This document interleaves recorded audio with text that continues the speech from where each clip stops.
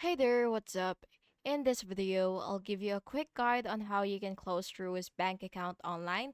So actually, you have two options. It really depends on what will work for you. So for the first option, you will log into your account and then go to your settings and then click close account if it is available for you. Then you will choose the account that you want to close, and of course, you will review any pending transactions and make sure to transfer remaining balance to another account and confirm account closure. Then you will receive confirmation email. Also, you can do this option as well, which what you can do is if you have an immediate need, you could dial this number right here.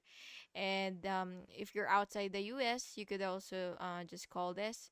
And what you will do is basically you will tell them the the you will tell them how you could actually close your account, and then you will get your immediate answer or even your immediate action to your closure of your account.